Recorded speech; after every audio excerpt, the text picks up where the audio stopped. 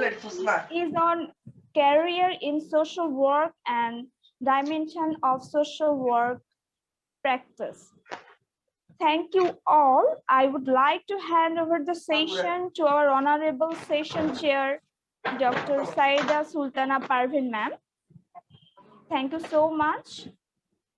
Please keep continuing. Okay, thank you, Ruma.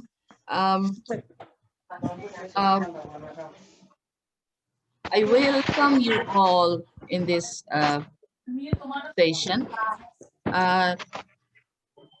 We are looking for social solidarity and resilience to live in the world, the globalized world.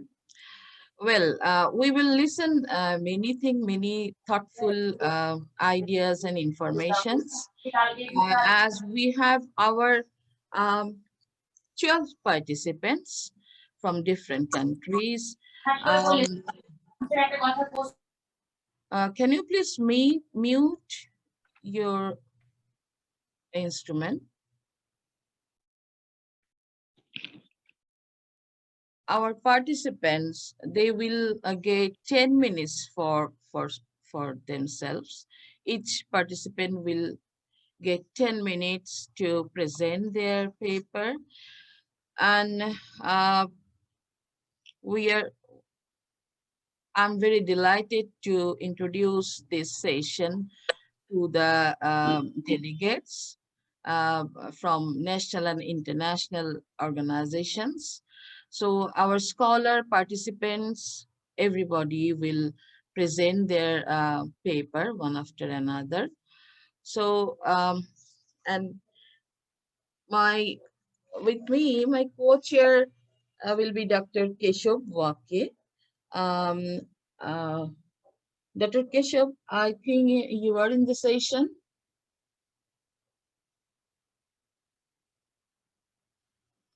Probably he is not here. Dr. Keshave. Okay. Our first presenter is Dr. Prabha. She is the Dean and Head, Department of Social Work, Hisdutan College of Arts and Science, Chennai, India. Dr. Prabha, are you here in the session? Yes, I'm here. Okay, thank you. I think you can start now and you will have 10 minutes time. Okay, ma'am, I'll try to finish. Good morning, everyone present here, respected session chair, Syed Sultana Parveen ma'am, and all the social work educators and social work practitioners across the globe. So I want to thank the organizer for accepting my paper and giving me opportunity to present here. I want to share my PowerPoint. I think I don't have that, has been disabled. So can you please enable my PowerPoint sharing?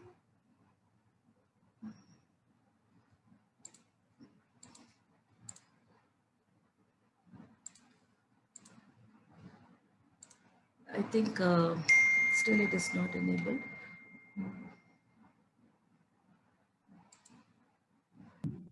It's working, ma'am. Just a moment. Okay. Our technical team is working. Okay, fine. So meanwhile, I'll just continue because time is very precious. So the topic for my mini research, what I selected for this conference is family resilience during COVID-19 with special reference to working women in India, Chennai. So I come from a metropolitan city, which is in Chennai, which has a cosmopolitan atmosphere. So we have people from all over the state who are residing in our state. So we have a combination of people working in different sectors. So I start with an introduction of family, which is a social institution and which satisfies all the needs of the individual. And it is a part of, it has many subsystems which are very totally interconnected and interrelated. And there is an invisible boundary in between. So family as an ecosystem has to maintain its balance. But many times what happens is family loses its balance at the time of crisis and adversity. Families in the current era are facing a lot of challenges in all the spheres. So it's very important that each and every individual in the family contributes much to the restoring the balance of the family. The Indian family, I don't want to say anything uniqueness. I think all over the world, we all share very much common values of family. But Indian family, we have different cultures, traditions, and we have unity in diversity.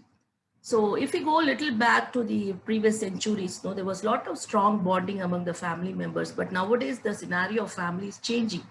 We have been moved from extended to joint family to nuclear family. The earlier values which I always cherish is, we have a a saying called Atiti Devo Bhava. So that everyone treat the guest as God. But nowadays the life has become so monotonous and so fast that we don't even have time to invite people and spend time with them. Getting up early before the sunrise and sleeping before the sun set was a very healthy practice which was practiced by all the elders, but due to the advancement and the urbanization and people settling in the urban area, all things scenarios have changed. The elders are the part of very important role in the family. So nowadays it's more of nuclear family. I think that part is also missing. So nowadays also we face a lot of joint family and extended families in very rural, urban and semi-urban areas. The culture tradition of India, I always look into the festival. I come from a state called Tamil Nadu where we have a festival called Pongal, which is celebrated for 3 days. So first day is a day of gratitude to the environment, the nature. The second day is a gratitude towards the animals. And third day is the place where we have to say thank you to the people. So all the family members, they meet all the extended family members and share the love and bonding. So all the culture, tradition, festivals of India has always taught us gratitude, connectedness, and environmental care. So my topic starts with resilience. So we know that resilience is come from sciences, which means bouncing back. So it has been growing in various sectors in ecology, psychiatry, psychology, management.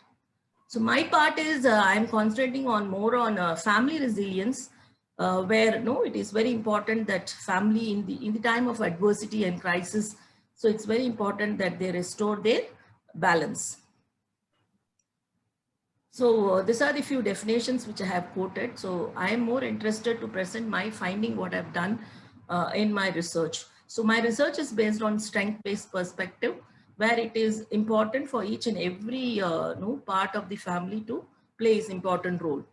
Last year, the same, somewhere in March, the sudden lockdown which came into my state. I exactly remember it was on 25th March when we were all asked to go back to home and start working from home. So this, the lot of new terms which keep on ringing on the ears like lockdown and restrictions. So this was something very new. In Chennai, since we have people from various places, so most of the families, they're all dual earner couples. So both male and female go into for the work.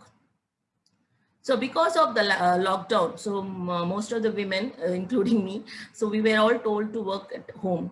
So all working on this online and getting into the regular routine and balancing our life and the work together was really very challenging. The women is a very important contributor in society as well as the family. So it's very important that she manages very well her work. So this was the picture, the scenario, most of the women went away. Too many things were there and everything has to be done at one point of time. So it really, we need a lot of management of many things. So due to these situations, many women should have gone into a lot of stresses and other psychological conditions. Normally people always praises that women do multitasking. I remember a saying of one big expert. He's a sage, he's a saint. So he says that our mind is tuned to do one task at one time with the consciousness. So everything what we do, we should do with involvement. So when we do multitasking, it will really reduce our efficiency and productivity. Even eating the food also needs a lot of consciousness. Nowadays, seeing the TV and eating the food, so unconsciously the food goes inside. So that is not good for health. Some women are born with resilience. The other women what can be learned. So the study objective is, I collected the socioeconomic profile of the respondents, and I used the family assessment resilience scale to assess the family resilience of the working women in Chennai. So it's a very small study with 60 respondents. It was a purposive sampling, descriptive design. And based on that, I have given some suggestions to enhance the family resilience of the working women. So this study was conducted in Kanchipuram district, the small district in Chennai. So the women comprises of age group 25 to 60 years. And the present study, because of lockdown, we went on online way of data collections. And all the women's were a lot of known contacts from the nearby institution, mostly from education and training institutions. We forwarded the form and we collected the responses. So the scale what we used was a family assessment scale, which was used, which has a 9 dimensions: adversity, positive outlook, spirituality, flexibility, connectedness, social and economic resources, open emotional expressions, and problem solving. So statistical analysis was done on the independent variable and the dependent variable.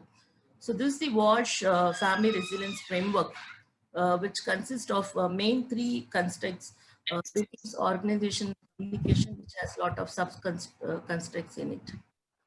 So a lot of researchers has been done on the various dimensions, which really proved that families which are able to handle the adversity, and the families which have positive outlook and which has spiritual resources, the praying together, eating together is very important for the family. Flexibility, connectedness, and sharing emotional bond, and sharing social and economic resources, and open communication among the family members, and collaborative problem solving and conflict management are the important measures to improve the family resilience. So these are the some socio-demographic data what we did the analysis. So we had people in different age categories, and they were professors, engineers, managers, admin support, and HR executives. So the people were from both the private and the public organizations. So we also carried statistical test of T-test, F-test to find out the relationship between the socio-demographic variables such as income and marital status and others, since we had both married women and unmarried women. So based on the the analysis, so these were the major findings and the major suggestions. So social work interventions can be done at individual, group, and community level. So I have given some suggestions which is applicable to the people from in a very general sense, which we also can relate with social work. So all of us know this COVID-19 is going to continue and we have to live with it. Still, we are in the second wave, and we have learned a lot of lessons from the previous COVID-19 pandemic, and now we know how really to balance our lives. So it's very important that to have a positive look. And this COVID-19 has not only come with problems, but also with the opportunities. So it is a time to look into hope, and with a lot of hope, look into what are the different opportunities, what we can really tap on. The first problem, the second important area I want to highlight is management of the whole time available. In lockdown, when we are sitting at home, we have plenty of time available. There's one need of putting a proper routine and scheduling the working hours and dedicating the entire work and doing one activity with involvement. I don't say don't do multitasking. I say you do one activity at one time, so that we can have shifts and doing a lot of activities at the day. It is very important to maintain good rapport with colleagues, supervisors, and clients, which is very important, because when working at home, we need a lot of cooperation and coordination from our colleagues. I think it comes from my own personal experience. Prioritize their task correctly, to time to dedicate an equal amount of love and care and the work at the same time. So it's very important that we try dedicate some time for us being spiritually, like having some relaxation exercises, having some time with others. Seeking help from others can help in feeling better. So the counseling at individual level is very important. Still, people in my places, they don't go for counseling at all. After a certain limit only they go for counseling. But nowadays the awareness has come much. So it is very important. There's a lot of scope for social workers to work on these areas. I want to highlight other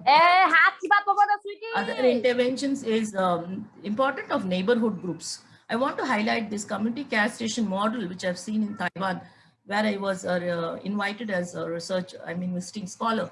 So they have community care station where all the elderly in the population, they can come and join in their own areas, and really they can come and learn from each other. And it's a kind of support mechanism for each one of them, and it also improves their resilience. So I think the women's in these communities need this.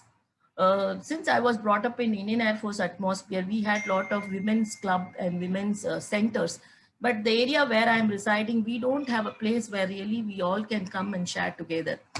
It is more of me with my social workers and other friends what we have. I think that is very much needed in society wherever we are. So as I said, COVID-19 comes with a lot of opportunities. It is very important to explore and upgrade ourselves, education, money management skills, saving habit, taking a lot of training activities, and these are the key approaches to enhance the self-reliance as well as the family reliance. The elderly care is very important. We need to have role models and the success stories of our own family members, how they have handled themselves during the time of adversity and crisis. I found that there was a lot of job insecurity, so it is very important to work on those areas. So it is very important that people work on alternative livelihood opportunities and other, promoting the self-reliance. It's very important to take a break and do a lot of relaxation time. So I think 2 times are very important, me time and our time, for a women to improve the resilience in the family. After really telling truth, before COVID, I was so busy and really going into so many activities. But the last year, this was a big change coming in me. I spent a lot of time with myself and the family, with a lot of fun, laughing and humor and sharing and communication. I think that has made me more into a very positive and happy person in this pandemic period. So I like to conclude that family is an important institutions which satisfied. So every family needs trust, commitment, and shared and love. And women is very important society. In a family, when women occupy place and when she is respected, that family itself will automatically become a happy, because she has the total responsibility of not only taking care of the elderly and the children, but also keep everyone happy and also be a productive member of the family by going for the job. The second wave have started Time is and over. learned so much lessons, and we are online, and the previous experience is going to teach us to how to enhance our individual resilience as well as family resilience. So these are my references. Thank you. And in my state, we say thank you in my local language, Nandri Vanakkam. Thank you, Dr. Shakti Prabha. It's great that she discussed in a way her research on how the women of Chennai they were in the adverse situation during the COVID period, and actually it is wise to follow what the research is telling. In later, we think we will see her paper and what was the mechanism. But we have got our time constraint, so I will request our another participants that they will try to maintain the presentation within 8 or 9 minutes, not 10 minutes. Okay, our second participant is Muhammad Mazharul Islam. He is the founder chairman, ESO Southern Hoi Society, and the topic is enabling the helpless through social work intervention. So, Mr. Mazharul Islam.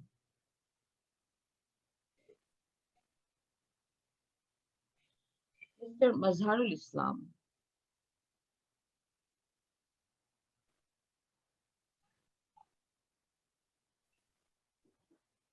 Maybe he is not yet in the Zoom meeting, ma'am.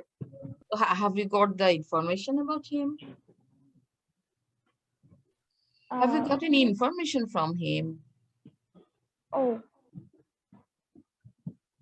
Okay, we can look forward the next one, and we will join. We will listen to him after the next one. Okay. Okay. So can I invite Soham Hazra and Subrata Mandal? They're the graduate student in social work, Vishwabharati University, India. Soham Hazra, please.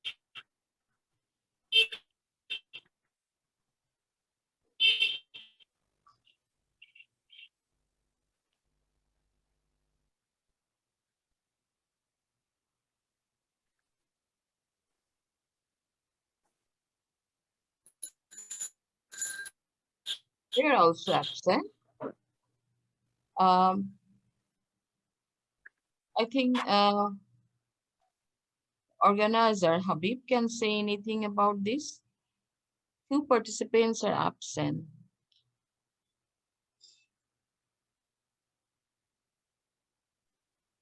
I don't know. Do you have any information about them? Ma'am, we are trying to connect with them. Maybe we should look forward the next one because we have limited time. Well, so Dimple Mishra, who is a PhD scholar, School of Social Work, New Delhi, and his topic is Essence of Code of Ethics in Social Work. Mr. Dimple Mishra. Dimple Mishra.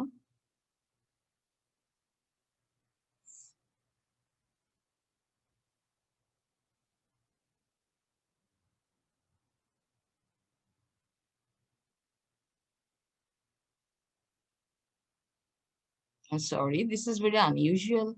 The three participants are absent and you don't have any information about them.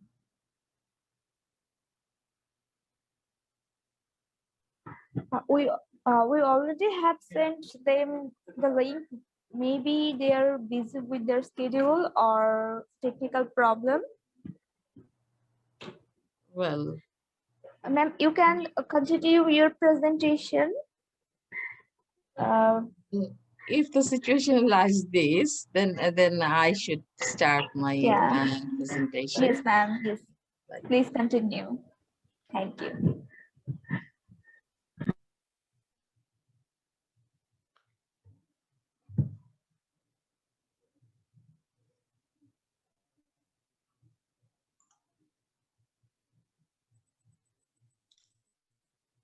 Hi, good morning, Syeda and everyone. Good morning. Could you please let me know your name, please? I'm Keshave Walke. Okay, thank you. So the co-chair of this session. Yeah. Well, we have our three participants are absent. So now I'm going to start my paper. Okay. The organizer, could you please start the sharing screen, please?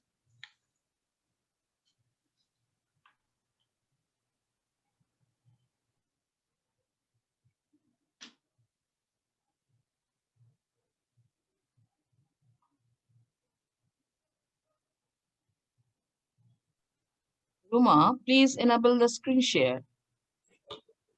Yes, ma'am. Our technical team is working. They're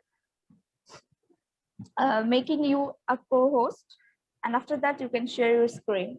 Just a moment, ma'am. Okay, thank you.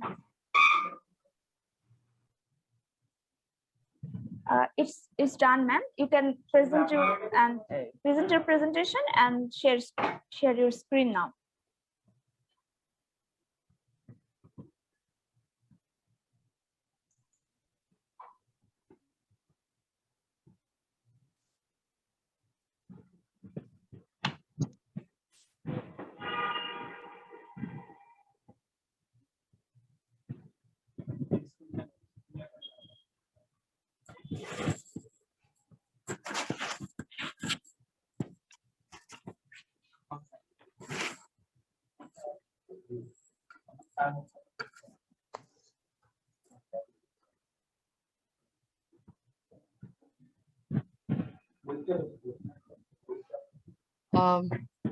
I'm Syeda Sultana Parveen, Professor, Department of Social Work, Shah Jalal University of Science and Technology. Uh, the discussion will be on international social work and empowering women, a discussion on Bangladesh. You know about empowerment and empowering process in the whole world. Bangladesh also has started this process with the local mechanism. But these days we are looking for what is global as the interconnectedness and social solidarity. We are looking for the global strategies which can initiate the speed as because the international initiatives has different types of research-oriented techniques and strategies. Well, I'm now starting the discussion. So this is an attempt to examine empowering women as a global agenda, as well as an important key agent of sustainable development process in Bangladesh. Um, uh, the bridge between with globalized innovations, actions, transfers of strategies or tools, information theories that are the regular device of international initiatives or postmodern techniques. So we will look empowerment uh, uh, with the postmodern techniques. So this discussion will present the concept of women empowerment from international social work perspective. We know the globalized society. In the globalized society, the response for the international phenomena is international social work. So and the next we will see women empowerment process in Bangladesh, and then the make the bridge between the two, that is international social work and women empowerment process in Bangladesh. So I think this will be the effective, appropriate approach for women empowerment process in Bangladesh. So you see the empowerment in Bangladesh. The nation states are trying to achieve empowerment of women, obtaining the different strategies and approaches from their perspective. And Bangladesh also has started this process just after the period of independence, aiming that at that time it was the rehabilitation process for the victims. But now the situation is different. It is a globalized world, postmodern era. Things are difficult, problems are difficult, social problems are very complex. So, we need to see with a different look.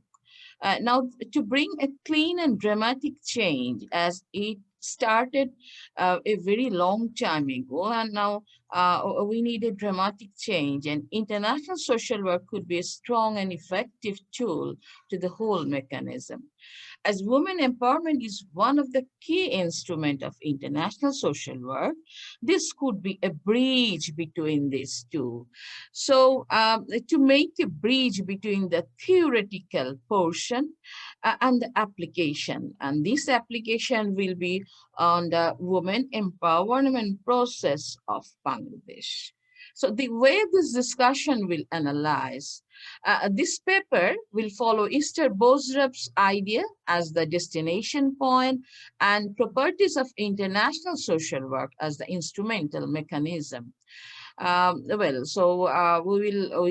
look for the destination as per the Esther Bosrup's idea. And using the context of globalization and collective actions as the contemporary measures, psychosocial analysis will act as the basement for the upliftment of vulnerable and marginalized women. Literature around this topic and understandings derived from earlier studies, it is an attempt to explore the effective strategy So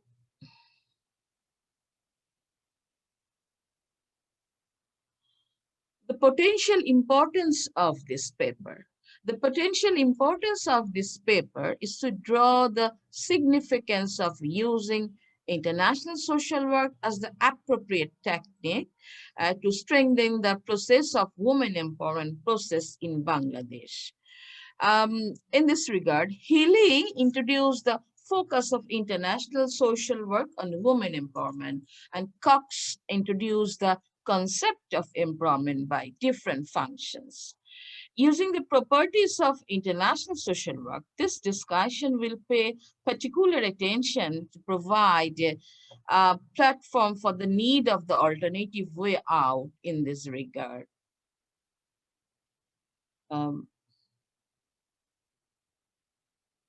How to approach them. So now you have we have the idea about the background or the base or the ground. So so how to approach? Do you need the structural change? Actually, this is very difficult. Uh, uh, Structural change is very difficult, but we have to, we need to we need to give an attention. So the world has become more integrated, and it is no longer possible to look at separating this issue from global village. In this regard, Carol argued that social and political structure of a community is difficult to regulate. So the matter of with the regulatory system, what are the things with the culture and the attributes of the person. For the establishment of empowering structure for the vulnerable group of a country, it has got because it has got its relationship with its power structure and social settings.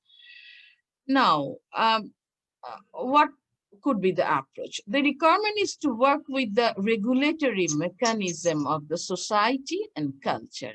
So about the structural change, we need to know about the regulatory mechanism of society and the culture.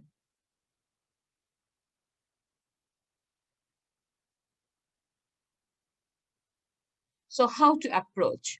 We were talking about Bosworth's idea. So the transformation of socioeconomic condition and theories, right? Cox and Richmond and Payne. So as well as theoretical to practical and their application in the multifocal settings in our country is required to find out. And addressing the national and local concerns in the context of globalization could form a theoretical framework and can make a bridge between the issue of globality and locality.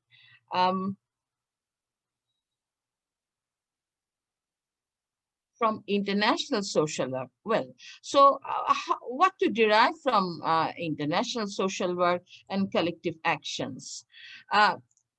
We can take reflective assessment and critique of culture. Reflective assessment and critique of culture. So this could be the supportive measure or tool to enhance the ability of vulnerable women.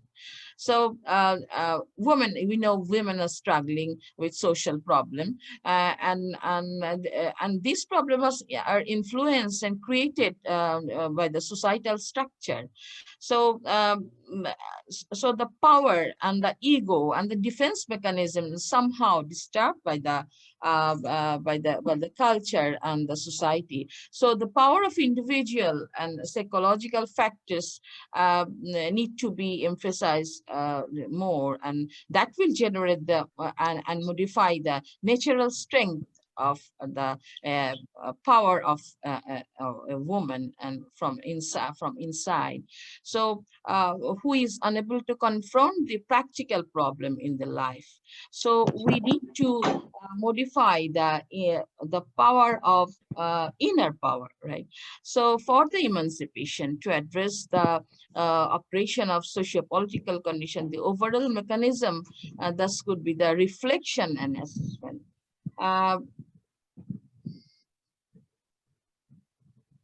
And we can take help from critical social theory for the organizational changes. It is this also we can take from international social work. And for the first step, this will for the organizational change, and then for the individual. Well, so the previous actions in Bangladesh regarding women empowerment, these were mainly these were mainly on values, human rights, and local attitude, not to upliftment of the self. And the traditional practices of empowering women that are normally these are based on to boost up the financial strength and female hand with respect to social behavior. So to review and to upliftment of this situation, we need to review the whole process and boost up the status of self and cognitive power to face and protect them by themselves. These are some internal thoughts. Their feminist beliefs, and these people thought for the inner process, for the development of the self. Regarding empowerment. And Freire argued that central point of empowerment is to create hope in a person. So when the women are in trouble, are in problem, they lose their hope within them. So we need to create hope in a person, as without having hope, neither individual nor communities can struggle to bring a change. And feminist social work has got the thought that women will not be oppressed, rather they will develop a sense of self-efficacy, self-esteem, and self-confidence. So from international social work, we can take reflexive assessment and critical social theory. So reflective assessment for the person, a critical social theory for the systems and organization. So critical social theory will make the change, the internal organizational structure, perceived interests of agents, and then change the individual act. And she will be able to confront the situation. So from the individual international initiatives, we will take the theory and the collective ideas. This has got Freire and the other thoughts, very intellectual thoughts, which are based on research. And so what will be the pathway now? Empowerment is seen as a process of personal growth and development, where key factors will be the individuals, such as the beliefs, views, values, perceptions, and relationship with environment. So for the requirement of the policy implementation, these activities should be performed having the sense of social workers' responsibility. Here are now some pathways. The responsibility of actions should be performed by a skilled social worker. Responsibility must contain an international dimension. This should be considered as the roles of the profession and a part of the whole global concern. And this is one of the social policy issues. This should include international professional actions. And the psychoanalytic approach will be another approach that will help to boost up the whole process. And the core idea of the capacity building mechanism is not properly working as the component design. Hence, the international setting of resource of mobilization can be a more people-centered mechanism. So to create an understanding of self-recognition and self, and to make them aware about their value, about their identity is very much important. And how to fight against the odds with self-esteem, how to manage fear, and the point of awareness and taking appropriate actions. So the need is to foster and boost up the self-pride sense. excuse me, Ruma, can I take a few minutes more, as if you can permit, because I know the participants are absent. So can I take a few minutes more? Yes, you can, ma'am. Please Okay, continue okay, and thank you. finish your presentation. Okay. Okay, thank you. So now how to act against ops, and the need is to foster and boost up the self-pride sense, to reduce the sense of self-blaming tendency. What happens really? The woman, they blame themselves, and the self-blaming tendency. So sometimes this turns into suicidal tendency. So what we need to create and generate the inner the inner power, and considering the whole situation, the social worker will act as the co-teacher as well as the co-educator, and critical educator with ego appraisal. Um, well, so how to work with self?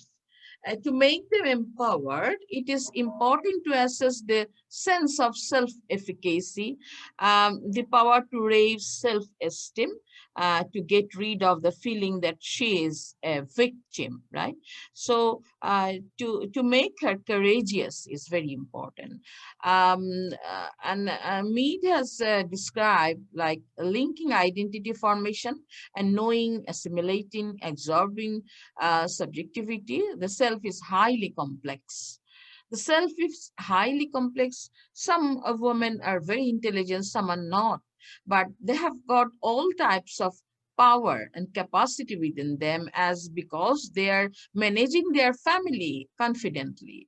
How to organize a unified reality that incorporates the represents the social relations which it is a part. Here is another argument that Fisher claims knowledge is empowering when it is produced in a non-oppressive way. Well, and other thing is the ego appraisal and defense mechanism from social work perspective and international social work. Defense mechanism and ego appraisal is very much important. So the core power of process of an individual, however he or she is, the need is to boost up the system and make her strong.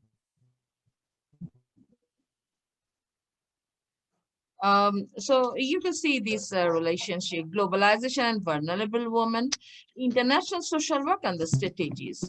And lastly, we will get empowered women. So in conclusion, we can say, at present in Bangladesh, we need a dramatic change for the upliftment of the women community.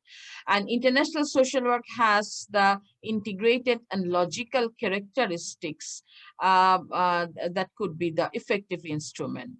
What we will use? We will use critical social theory for the organizations and reflexive assessment for the self, for the woman, for the individuals. And as a whole, the authority related to this function could follow carefully learning by doing approach rather than fits everywhere approach in implementing their programs. So the bridge will be the transformation of think globally and act locally, and this will change into think locally and act locally. So we will think locally and act locally. And professional identity of social work in Bangladesh is very important. So aiming the women empowerment in this country, professional identity of social work is very important.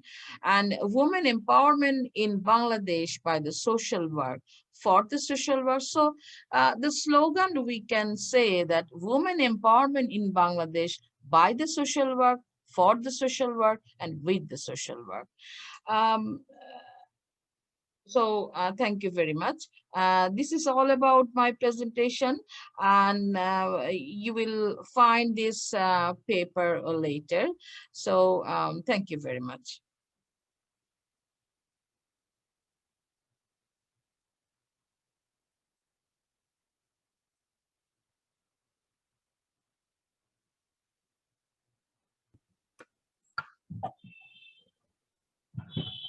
Thank you so much, our honorable co-chair, our honorable session chair, for her excellent presentation.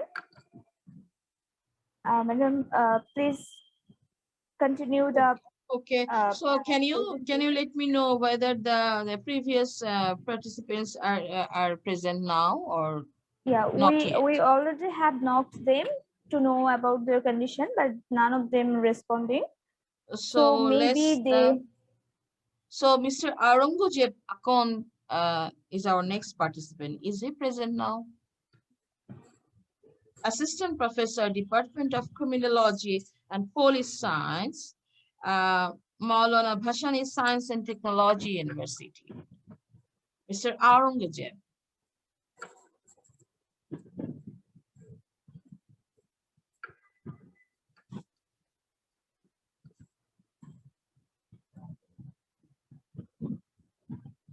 I'm sorry. Remark, Maybe maybe he also missing the ma'am. I think we can have our co-chair, Dr. Keshave Walke, for his excellent and knowledgeable presentation. Ma'am, please mention his name so that we can again connect with the previous missing so presenters. he has got his paper in the station. Yes, ma'am. On number 9. Let's look at number 9. So number 8 participant is also absent. Yes, we are not finding them in the list.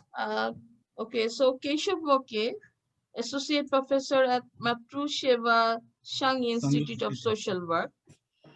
His topic is understanding the human animal conflict in India through social work lens. So, Mr. Keshave Walke, please. Thank you, ma'am. May I request the organizer to make me a host or co-host so that I can share my screen? Yes, just a minute. Yeah, we already did that. Please continue. Okay, thank you.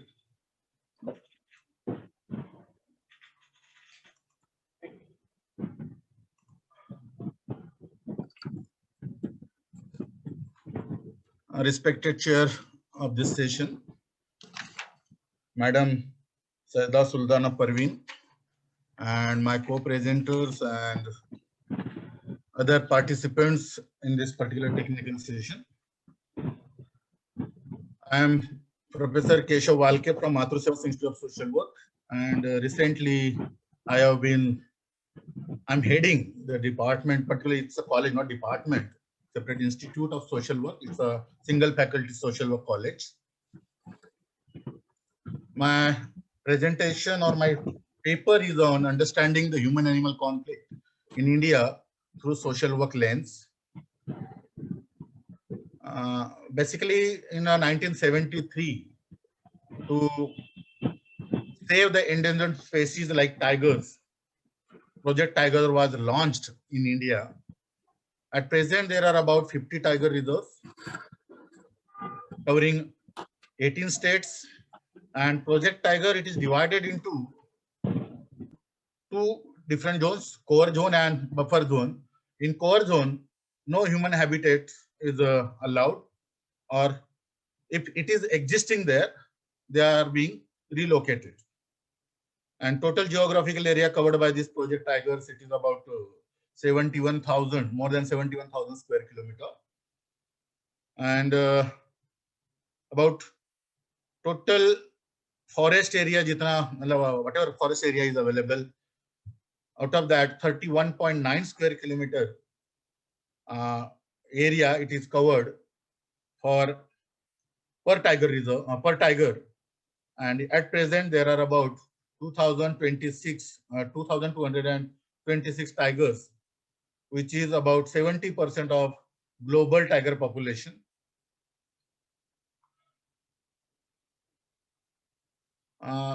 This is census, different census. In 2001-2, there were 3,642 tigers. but in 2008, that decreased to 1165. And in 2018, at present, we're having in India about 2967 total tigers. And at present, it is about 80% of the total population of the global tigers. Because of this tiger reserve, about 56,000 to 47 families are being displaced or relocated, and they are from 751 villages. After March 18, I don't have any data, or government has not published that data. So I'm having data till 2018. Out of these 56,000 families, only 12,000 families have been relocated or resettled. And out of 751 villages, only 173 villages have been relocated till now. And as per 2008 guideline, earlier only 1 lakh per family was given as a compensation, or it was a compensation to reconstruct their plot or house at new location. Now it is around 10 lakhs per family. And relocation process is ended with convergence to the existing welfare schemes of the government. Basically, these 10 lakhs are given, and if some other schemes are there, they are converged with this relocation process, and it is tried to give additional benefit to the affected families. And as per 2014 rehabilitation policy, minimum 18 civic amenities should be provided at the new location. Then only the original village can be relocated. There were two different, before 2013, there was a different policy, and now there is a different policy after 2014. Earlier, for tiger resort, any developmental projects, if multiple crops are taken on any land, it was not acquisite, but as per new policy, multi-crop land also, it can be acquired. For private project, only 20% land they were supposed to acquire, but as per new policy, 100% land can be acquired. Earlier, for private educational institute and private hospitals, no land was supposed to be acquired. But as per new policy, for hospitals and educational institute also, land can be acquired. Limited to the company's registration under Company Act for private use. But at present, any agency or any company can acquire the land. And earlier, it was cannot acquired for providing basic amenities in the village. But now, for providing basic amenities also, land can be acquired. Earlier, can acquire for defense area only, but now for industry corridor, public-private partnership projects also in cheap house schemes, which is going on in India. For that also, land can be acquired. And officers can be prosecuted for violation rules under the Act. Earlier it was there, but at present, there is no such provision. And if delay in land acquisition, provision of compensation to the farmers, it was there, but at present, it is not there. Earlier, again, one thing was there, if land acquired, it was not utilized for a particular purpose for which it was acquired within 5 years.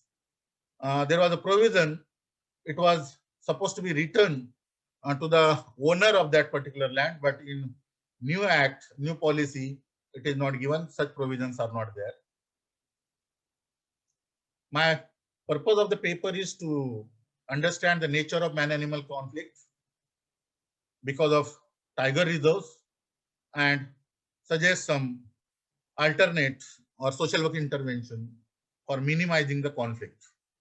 And my paper, it is totally based on my interactions with the affected people, villagers, some focus group discussions, and secondary data collected from newspapers, reports from the National Tiger Conservation Authority, which is the apex body regarding taking decision on tiger conservation. Then it comes to tiger attacks and human deaths. In general,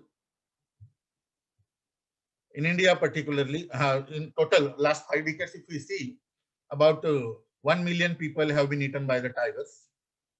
In Southeast Asia, it has gradually declined after peaking in the 19th century, but attacks in South Asia have remained high, particularly in the Sundarban.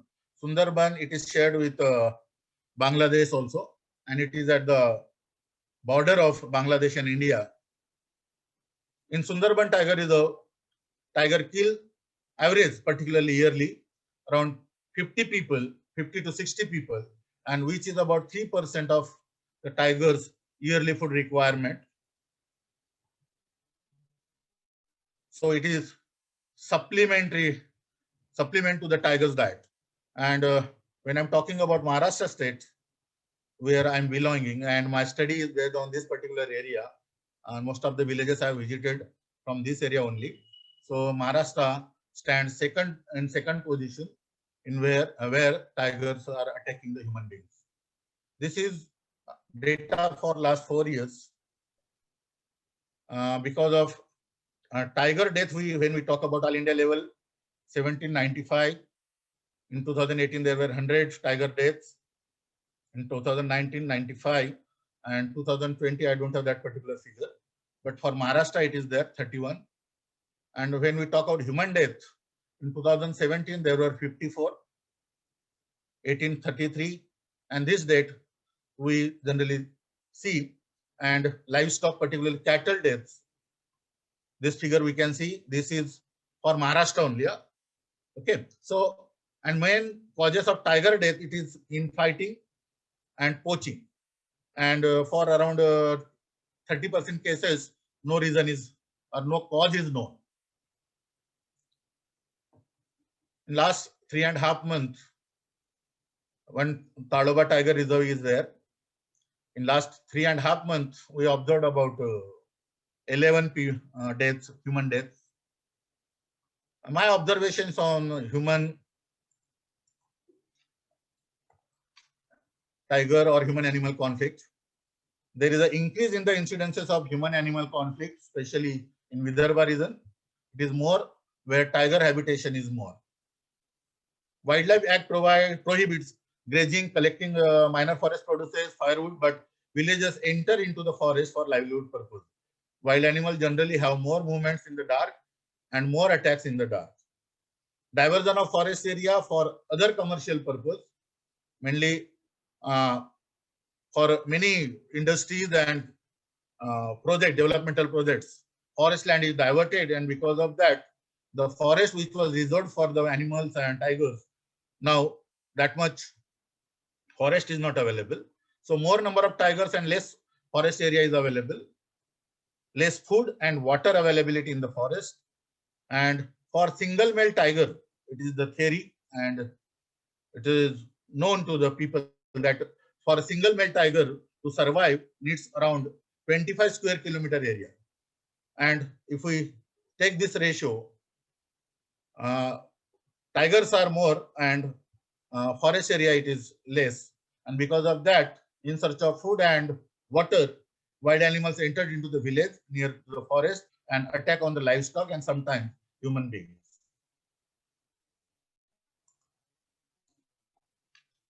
Many limitations on the Project Tiger is affected people, like no access to minor forest produces, no grazing land is available, no access to firewood, and lack of employment opportunities, loss of agricultural land also. And after displacement, no employment opportunities and lack of basic facilities availability in the relocated area. So returning to the original places, leading to man-animal conflict. And just last year, more than 5,000 affected people, those who were displaced earlier, they came back to the original villages. And again, there was a man-animal conflict. And basic purpose of the tiger reserve is to save the tigers. But in reality, purpose is to develop tiger-centric tourism. To fulfill this objective, human habitat is relocated outside the core area, but more than 100 tourist vehicles in a day are allowed to enter into the tiger habitats, particularly when I'm talking about Prince Tiger Reserve nearby me. Even night safaris also started, and because of that, no privacy or freedom to the wild animals. And another reason is there, another observation which I found because of what human-animal conflict is there. No proper implementation of Scheduled Tribe and other Traditional Dwellers Forest Rights Act 2006. This act is there. This is the only act which talk about the people's rights and all other acts, they talks about forest rights. So there is no proper implementation. And another thing is there, harassment of the locals by forest officials in granting benefits of various schemes and facilities. And sometimes, and that's why foresters are beaten up by the villagers because they ask for a bribe and other thing. So some points I want to discuss here. It is seen that due to the increasing number of tigers and other wild animals in the reserve, affected people face many limitations like no access to the manner of no grazing land and all other things. But more than 100 vehicles are allowed.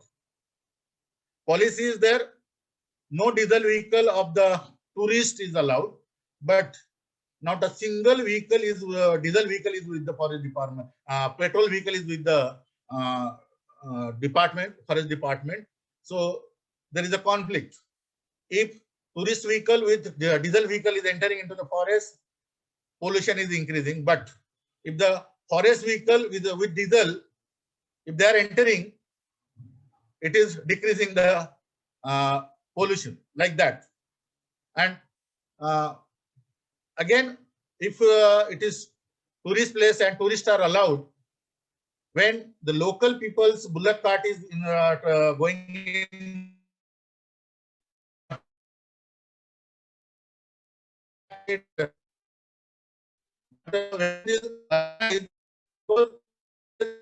no need to go in the forest and see the tigers or watch the tigers. But urbanized people, those who have weekend to celebrate, and three things are mainly required whenever we go for picnic or tour.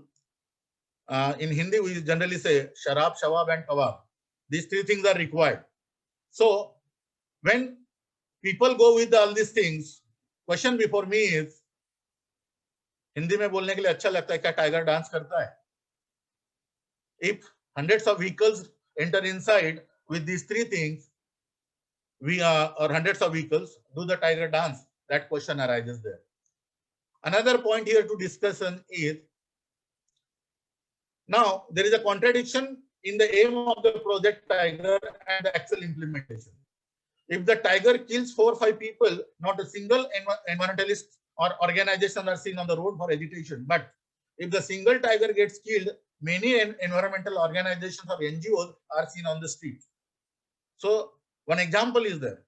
In my area only, there was a Avni tigress who has killed about 13 people, human beings.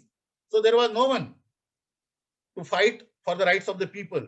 But when she was killed, tigress was killed, around 13 organizations I found on the street to say that tigress was not killed in a proper way or by following the proper process. So like that conflict is there. So here question before me is, or the people is, why only save tigers and not indigenous or farmers as a human being? Who is the most important? That question is there. And in conclusion, just I'm concluding it. Okay. Tribals and rural people residing nearby the project tigers are forest-loving people, and they never act against the forest and all kind of habitat in the forest. If interest and basic needs of the villagers nearer to the tiger reserves are protected and livelihood opportunities are improved, they will be extending their support in protecting the tigers. The paper suggests that less commercial approach towards projects of conservation of endangered species such as the tiger with accelerated ways and means of saving the human population that lives in the core and buffer zones of the forest area. Social work intervention in minimizing the conflict between tigers and tribals and human beings would be one of the best strategies by applying social work methods, mainly social work research, community development, and social action and other techniques. This could be the new field or area for the social workers to deal with. Social work training interested in the field may be placed for practicum, block placement, and internship with the voluntary organizer working with affected people. Thank you so much. Thank you. Thank you very much, Mr. Keshave. Really, it was very interesting paper. Well, but I'm shocked to say this. Most of our participants are absent. So Yeah. the organizer, Ruma. Only chair and co-chair is there. Okay, so Ruma, can you please let me know whether the other participant, probably Carolyn Minchin of Canberra, Australia, is she present? Yes, she is present. And Okay, also we have a new presenter here, okay. Mohammad New Monirul presenter Islam. Not the new presenter. He was absent, and now he is previously. present here. Yeah, Okay, thank Mohammad you. Monirul So, Islam is here, and the other presenters may not come today because of their personal problems. who will start now? Can you tell me? Mohammad Monirul Islam is here, but Carolyn Minchin is waiting for Yes, a I'm long here. time. I think it is time for Caroline to Yeah, present her after paper. Caroline, we may welcome Monirul Islam. Okay, thank you then.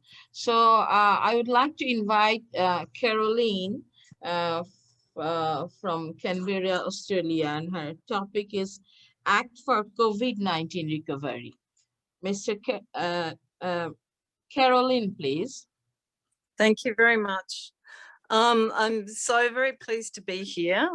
This experience, this opportunity is really expanding my thinking. I've really never thought about the impact of tigers on human beings in that way. Thank you very much for that very enlightening presentation. And also the presentation about the women's position in Bangladesh. There are so many things in common. So even though there are our contexts are so different, we have so many things in common, I think. And I very much wanted to pick up on some of your themes about courage and empowerment and acting to change situations. So this is, I'll keep this brief and try to give you a bit of an experience of this as well, because this has been a journey for me through my student years doing my master's in social work, working with an Indigenous Aboriginal healing group in Sydney. So I'll keep it kind of personal as well. It's kind of like a journey through developing an approach to co-design in developing programs, and also in my personal experience as a new social worker, maintaining my own balance in doing this work with communities. So the methodology that I'm using, is it okay to share screen? Yeah, you can share. Yes, you can share. And share, whoops, photos. So this is the group that here we go. There's a group called Gamarada Community Healing and Cultural Leadership. So this is a group that I've been working with since about 2014 when I was doing my master's in social work. And this group has been going in Redfern. It's a community model that is not funded by any governments. They meet once a week, or before COVID, they were meeting once a week in a community service in Redfern. And it's mainly Indigenous, started off by Indigenous men and then opened up to the community, and they've also been opening it up to people like social work students, health work students, to share their knowledge. So they've based this on Indigenous practice wisdom. It's a practice called Dadri, deep listening, developed by Miriam Angama Rose in the Northern Territory. And so it's a very deep, reflective practice. And the group basically get together once a week. In inner city Sydney, people come from all over the country, and there are many strong cultural groups within Sydney as well, and share culture and cultural protocols. So the cultural protocols that start the group, and I'll read you this because this is very beautiful. This is one of the group leaders, Ken Zolomovsky, his auntie in Gubbi Gubbi country. This welcome comes from her. May the spirit of Mother Earth guide and protect your inner self and your truth. So this group, so my role as a social worker here has been to bring in a kind of a dialogue process with acceptance and commitment therapy. So I'll show you the model that we use here. So this comes from contemporary behaviour science, Stephen Hayes, Kurt Strozel and Kelly Wilson. So this is a model that focuses on flexibility and ability to stay in the present moment.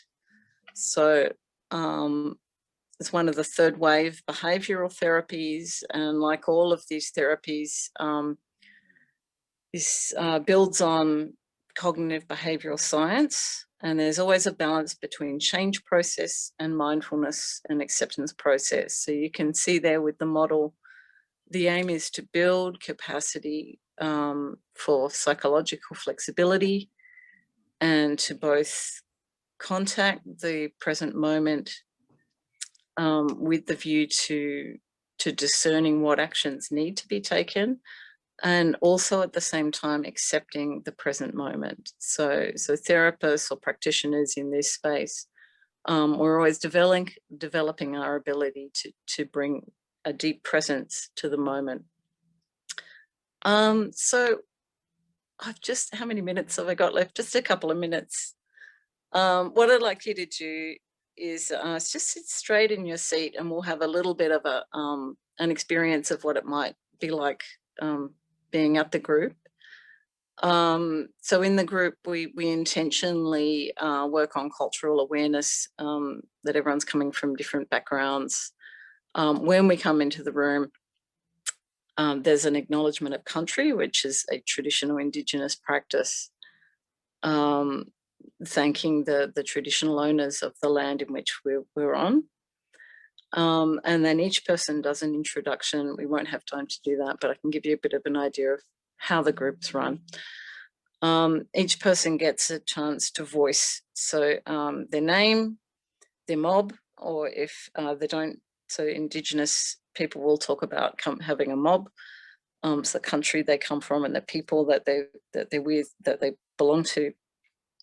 Or non-Indigenous people in the room might talk about a cultural background, like I talk about coming from English and Irish background. So you name your mob, the reason that you've come to the group, and 2 things you value. So those 2 things you value link back into acceptance and commitment therapy. And we use this to develop our goals, and every week we'll share a goal that's based on our values. So for an example, I'll share that the important values to me are family and community, and at different times the value is always there, the value direction is always there, but the actual goal may change depending on what's happening in the rest of the community. And COVID-19 has been a time when goals have had to change very quickly, possibilities have had to change and be rethought very quickly. The groups had to go online through Zoom, so it's a massive amount of change happening.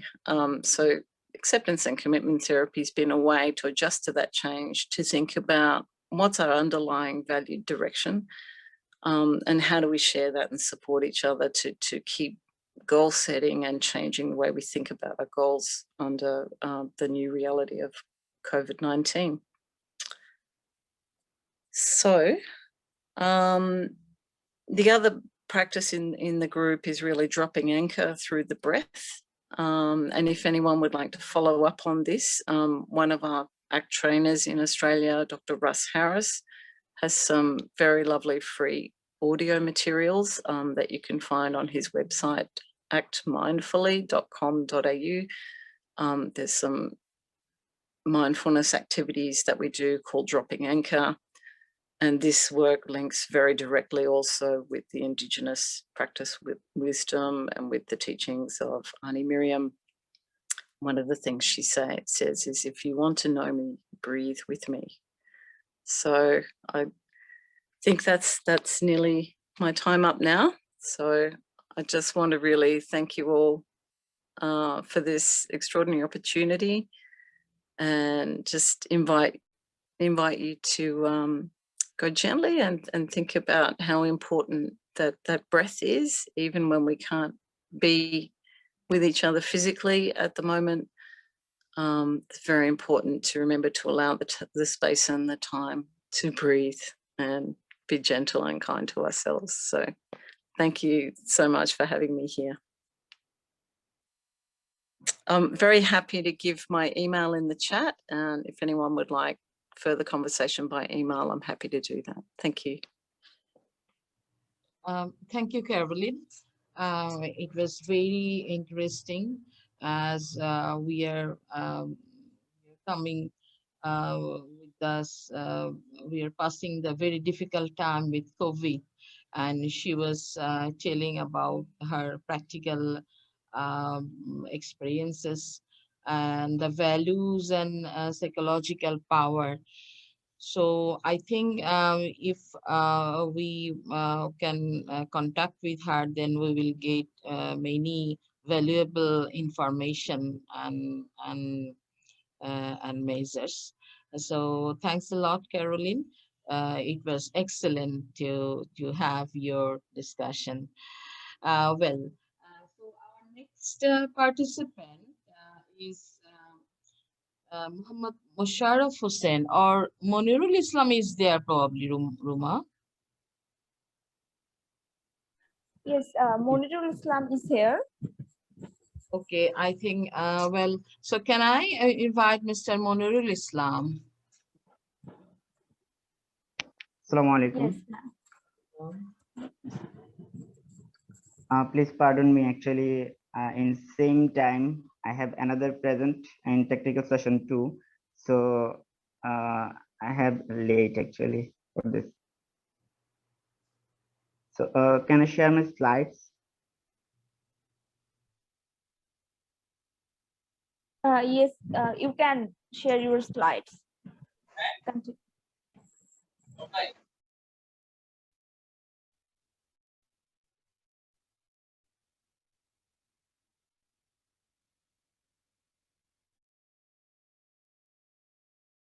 So can you, the slides?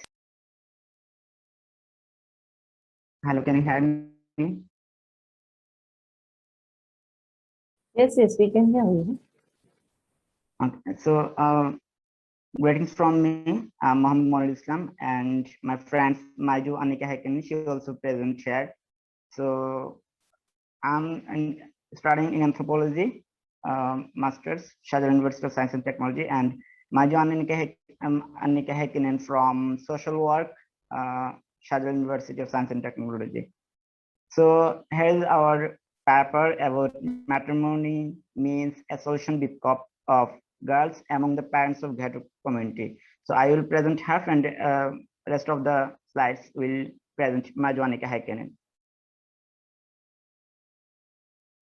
So we have designed our presentation with this contents, background, objectives, research questions, methodology, findings, limitations, and conclusion.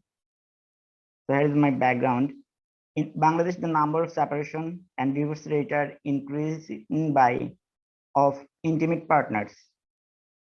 It started by Patwari in 2020. Rate of widowed, divorced, and separated women rose at 10.8% from 9.1%. It was a survey in 2018 by BBS. Children remain unprotected inside the hostel slum environment. Average 1.6% daughters aged 15 to 29 years being a single mother status as a second generation. Since single mother rate is increasing swiftly in the world, it is getting familiar rapidly in Sylhet as well. Muscular domination and less respect on female intimate partner keep them vulnerable. It was a report of UN Women in 2020. Extramarital relationship of the husband was common cause of desertion cases. Women's vulnerability is economic dependency. Women. Single divorced women in Bangladesh have poor resources to build a sustainable life. It was published by Home Office of 2014. The aims was actually we focus on to grasp the psychological deeming about wedlock as a solution of slum girls to the respective parents, as well as the reasons undermined it. To know the impact of this perception in post-marital life. To understand the socio-cultural, socio-economic factors influence them. Here is our research question: is matrimony a solution of ghetto communities' girls? If it is, then how? How this psychological perception adopt in ghetto communities' parents' mind?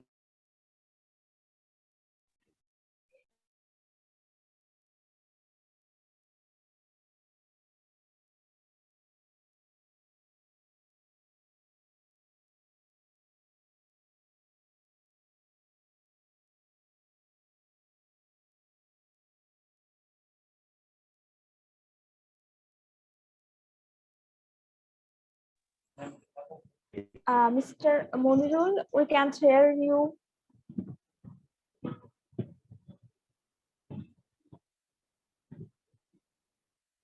We can't hear your voice. Selected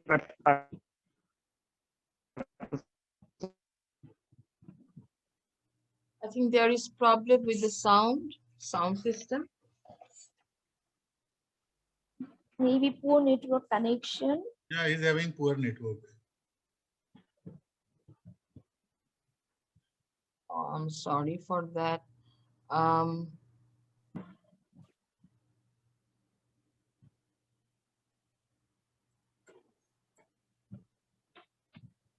So how can Ruma help Mr. Monirul to continue her presentation?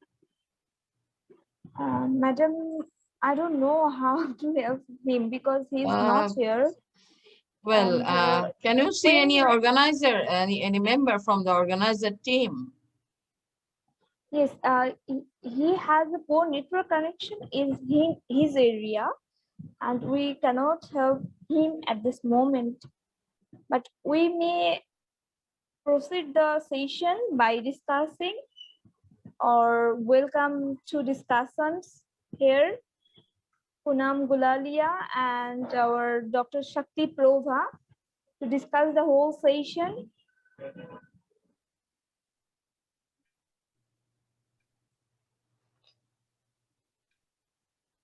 I think Dr. Sakthi Prabha would better if she could please go ahead.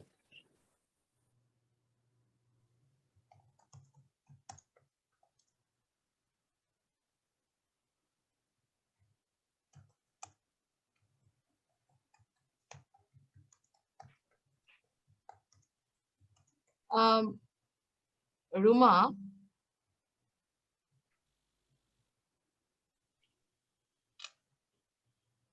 so what about Muhammad Musharraf Hussain and the other participants? So they will not come at all.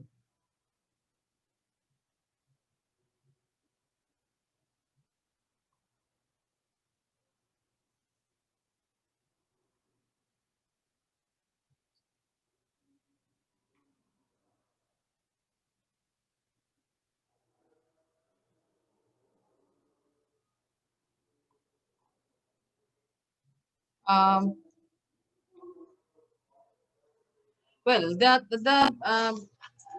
don't know.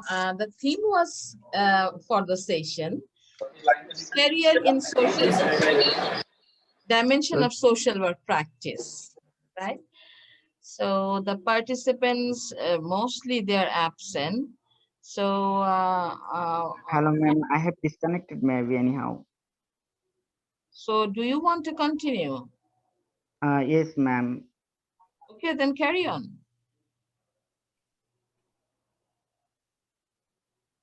I need to share my slides. So Ruma, you please connect the slides. Yes, I am connecting.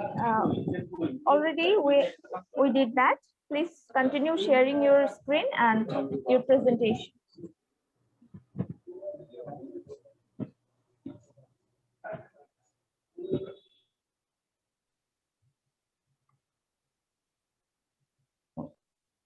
Sorry for this misconception actually. So can you please inform me that how much slides I would share actually? I think Ruma can say this because she has got the information whether the other participants are there or not. If there are no participants, then you'll have enough time maybe. And Okay, if okay. there's participants, then you have limited time. Okay, ma'am. Okay, ma'am. Thank you. Thank you for this consideration.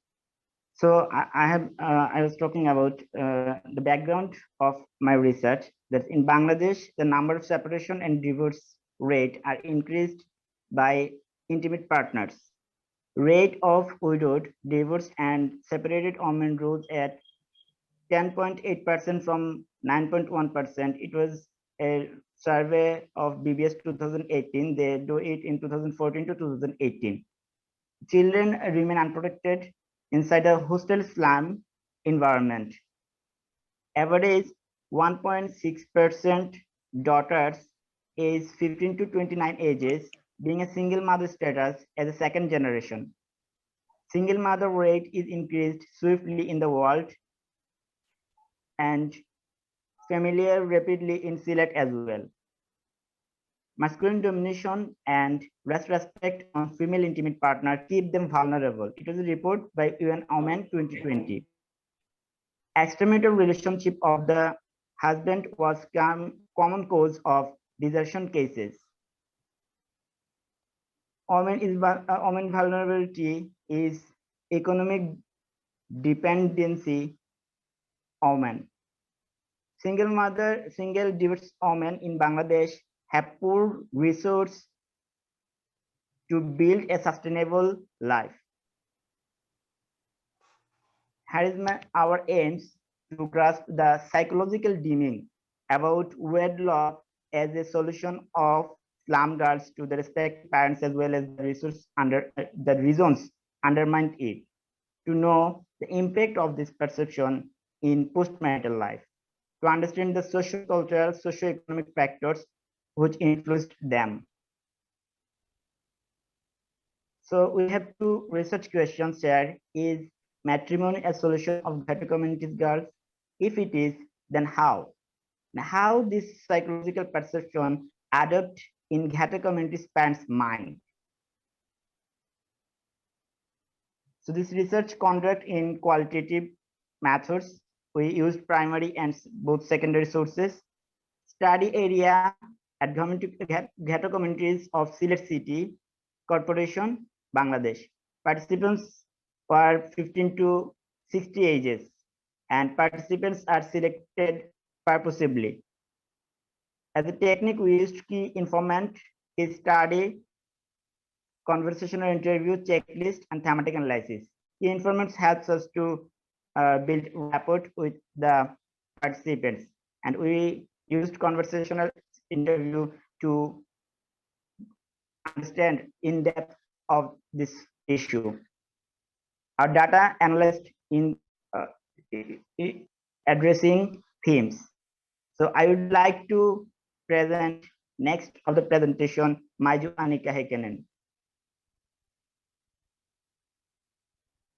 Maiju, you are here.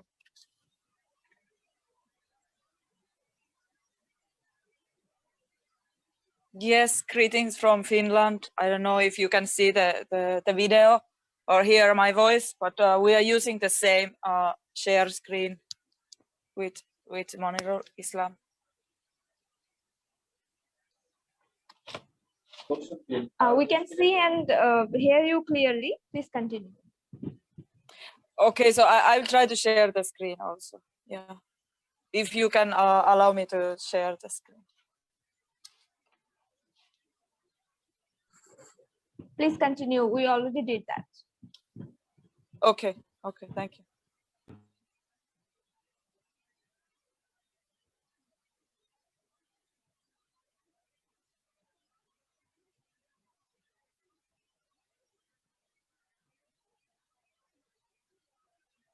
There was unfortunately some problem of the type of the document. So maybe Monirul Islam, can you just share the screen and I will speak?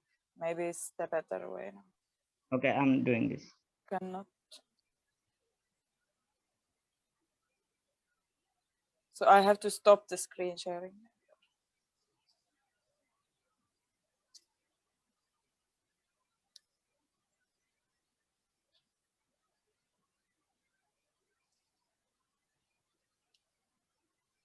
Just 1 minute.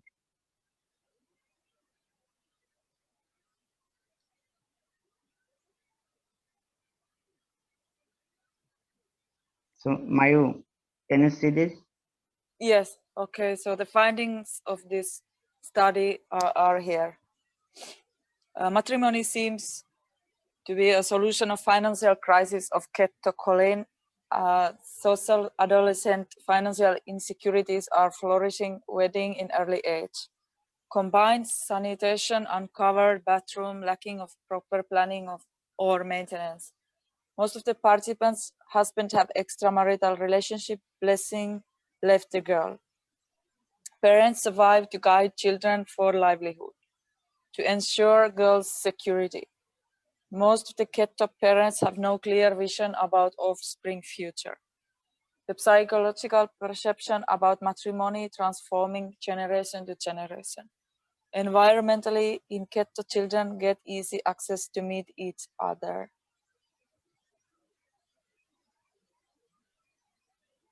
And findings continued are also here. Unskilled and no potentiality, no proper academic qualification, involved with microfinance installment.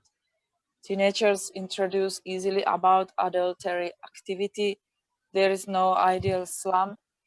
Misuse of modern technology, increasing dependent family members, increased single mother rate, reason for child marriage.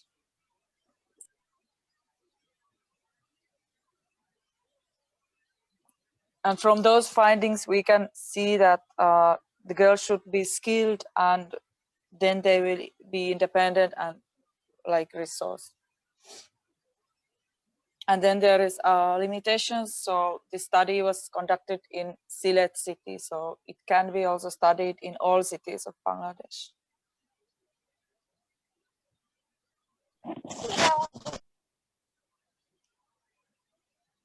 And here is our conclusion.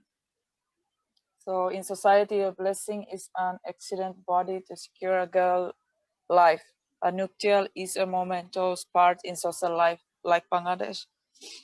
And matrimony is a solution of ketto communities, girls in few cases, social dignity, but not at all.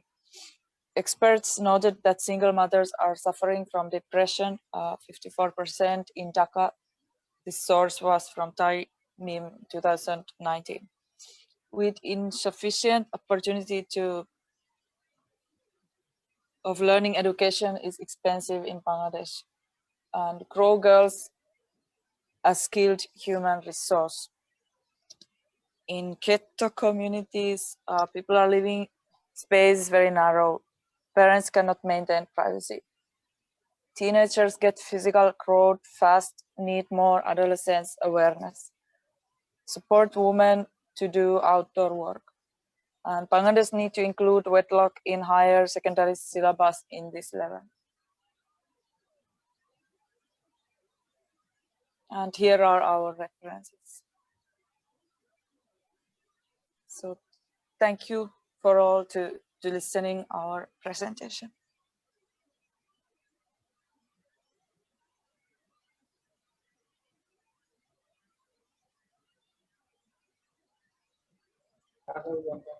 Thank you so much.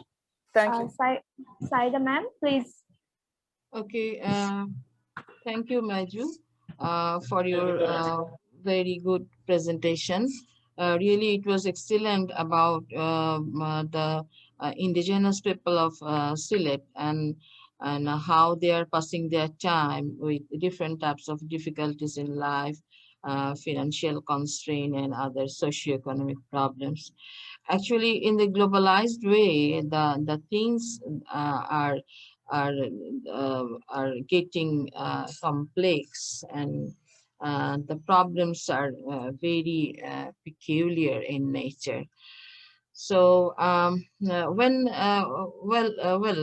we have the research, I think we can take different types of initiatives to help them anyway, as because the social researchers are doing research to uplift the condition of the vulnerable people, and social science as well as social scientists are working. That's why probably we have this type of a conference for social solidarity and resilience, by knowing well the real fact and the real causes. We can create or generate or start any type of initiatives that will help them. So thank you very much, Maiju. And so Ruma, do you and thanks to Monirul Islam also. Thank you very much. Yeah, you both of them, they did the research and provided the report. And thank you for the presentation. And Ruma, do we have any more presentation from our group? This career No, we in don't social. have any. Doctor We don't have, ma'am, because all the others presenters have some problems.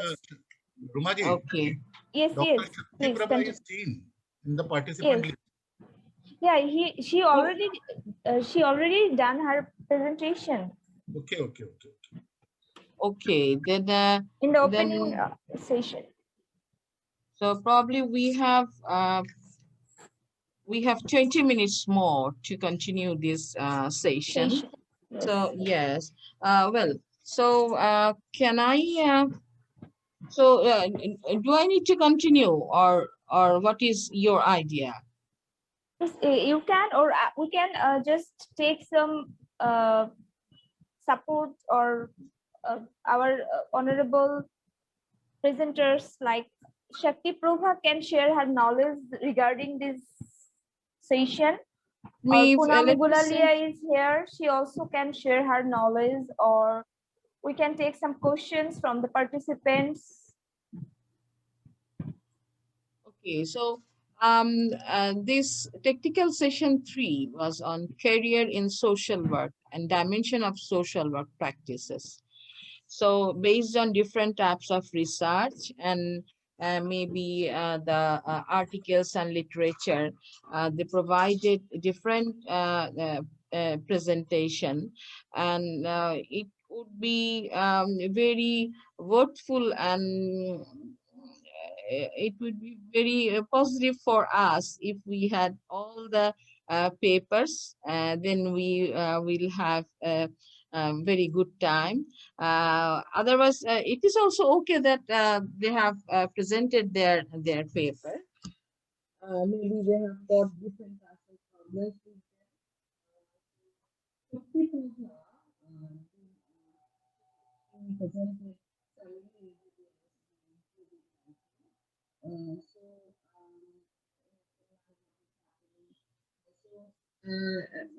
Basically, a real answer is that the losers are excluded and abandoned to their situation. So if we are increasingly integrate with one another, actually we will face problems in our life, and we have to generate and create different types of alternate power and capacity within us. That is the education, that is the knowledge. So I think we will get this paper, we hope, and from international social work perspective and social work knowledge, but we know that one should play her role properly, and there will be difficulties, there will be barriers and obstacles, and what we need to know, we will in a strong way, and we need to generate capacity within us, and then we will face and stop the problems and discomfort in our life. And social scientists only can manage this type of problems with their knowledge and research. As this conference is on social solidarity, resilience, and interconnectedness of social networks. So at the end of the conference, we will have, as because 40 countries are participating in this conference, and there is 147 papers, and we have some of them. The knowledge of social science and reflection, the defense mechanism, human behavior, how to control, how to manage, how to balance human behavior, and a person who is in problem, for the time being, maybe he or she is unable to solve his problem with or her or himself, but there are ways, there are different alternative ways to able him or her to face the situation, and in that way he or she will be happy. So it is very much urgent to be a person happy in life all the time. So the person, he or she herself, will be the better informant about her, in what way he or she will be happy. Once a person is in problem, he or she can, the best possible person to tell her better solution, best solution. The other person, it is not possible for the outsider to say anything what is good for her or what is bad for him. Well,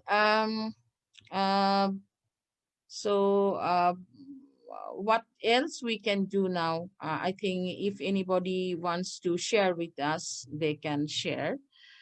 So now the room is for them. So if someone is interested to say anything, I will invite.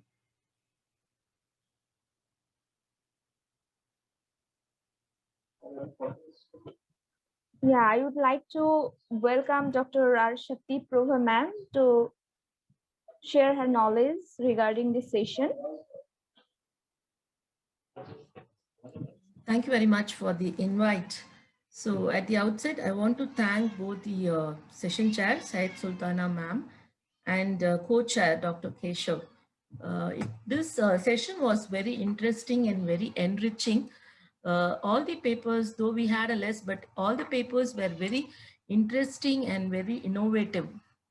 The topic presented by ma'am was very, very impressive on international social work and empowering women.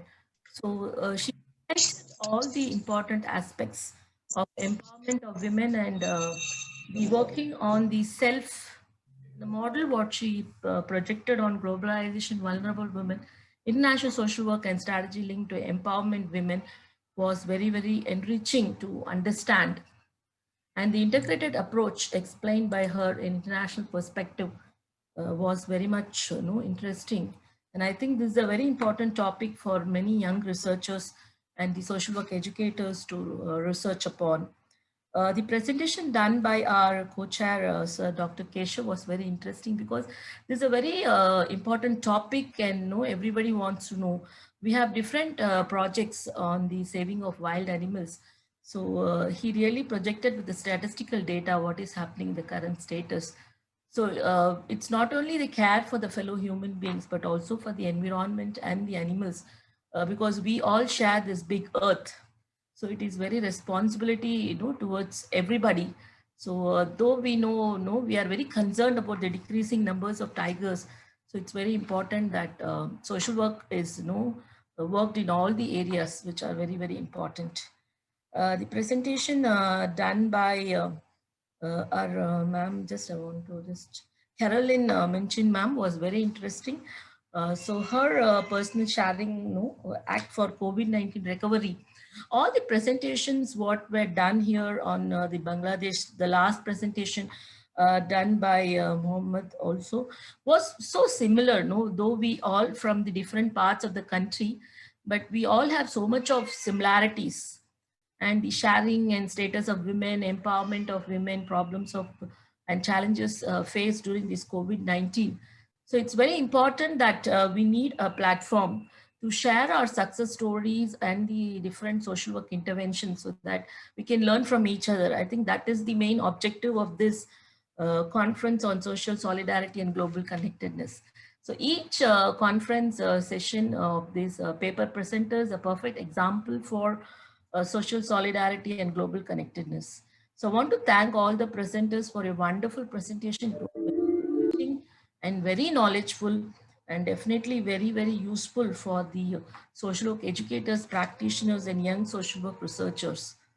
So each and every point was very interesting to listen, and I think this has made us to explore other areas where and all we can do research. So there is a need of sharing in this current period. And I think though we had this COVID-19, if this COVID-19 would have come, I don't think we all will be there in this virtual platform and connecting from the different parts of the world, me from India and all other people from Bangladesh and other parts of Australia and other countries. So I think this is the best opportunity what we got in this crisis. And really it has made us all come together. So I think it's the perfect global virtual connection which has happened, and it has given opportunity to learn from each other and share a lot of social work interventions, and also make our young social work educators and practitioners to look into different ways of social work intervention, how they can bring a social just economy and the society and community, which is very, very important. Thank you very much. Thank you, ma'am, for a wonderful speech. I would like to invite our session chair to conclude the session. Thank you, Ruma. Carry on. Okay, thank you very much, the honorable participants, and I would like to thank them as with many facing different difficulties, they have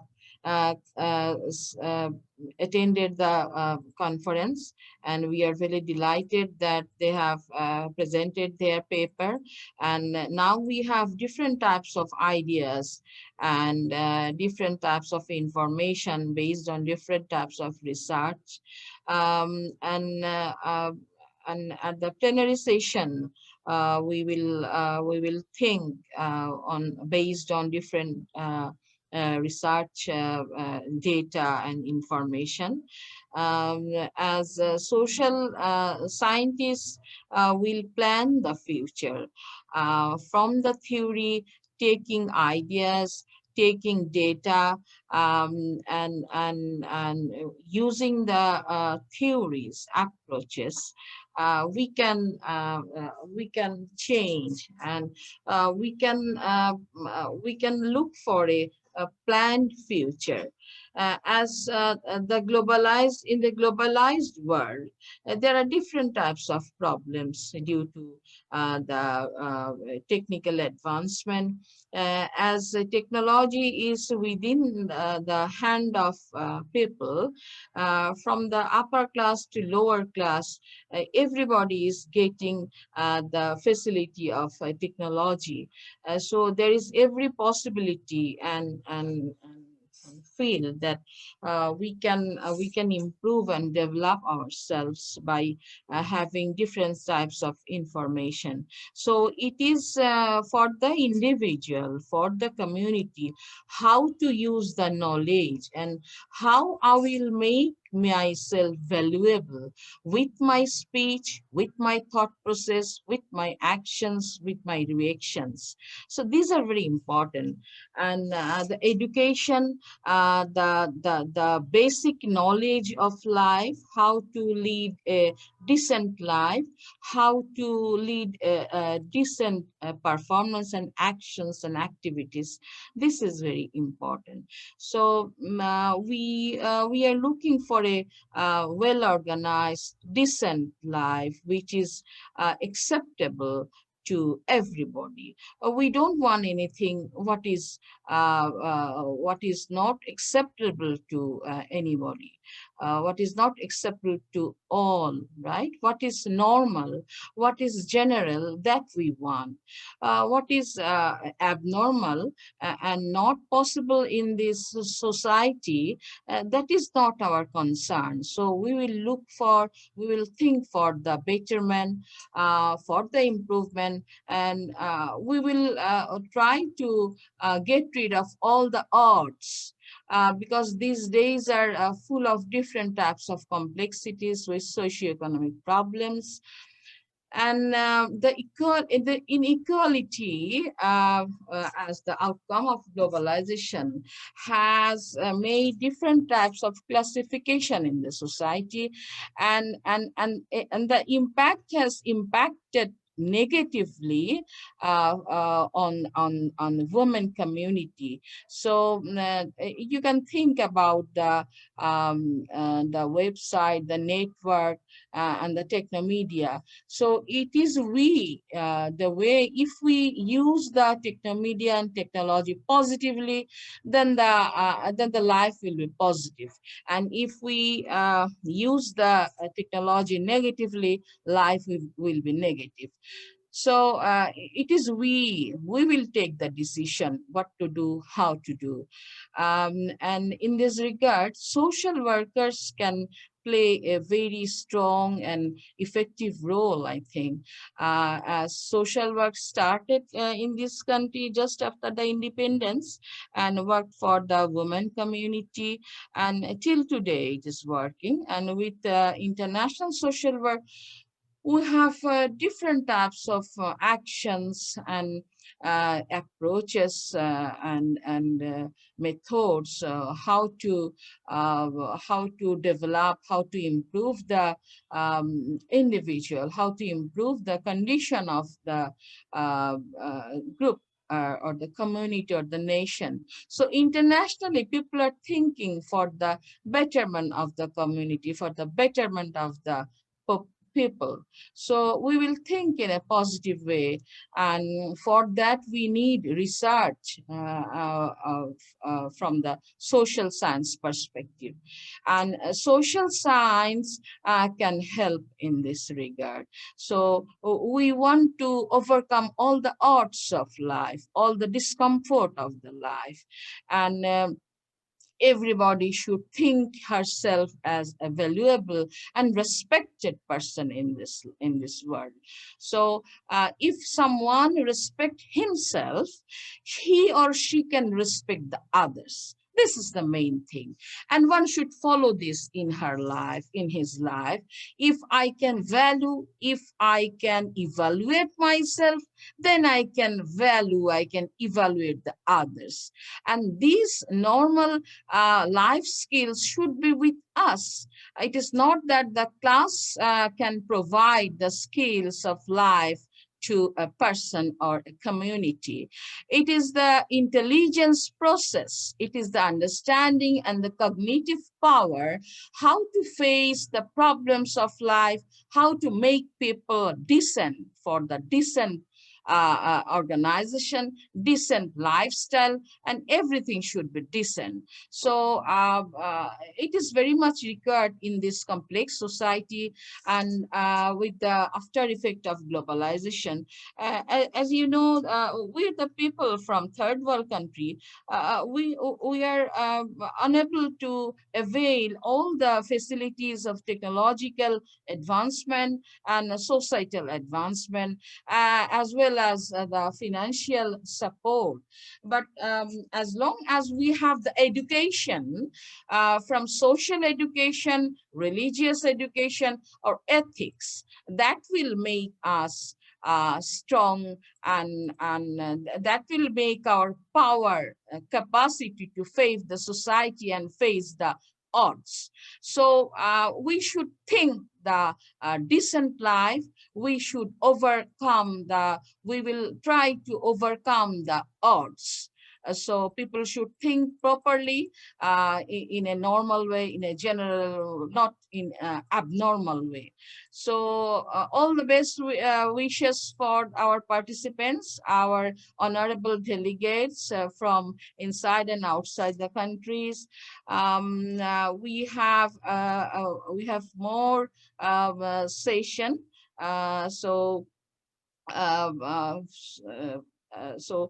We were looking for more papers from the social work group, although we have some of the papers. So social work, their recognition, their identity is very much required in this society. In Bangladesh, we don't have the recognition of social workers, but the message of social workers, we know, it has a great impact.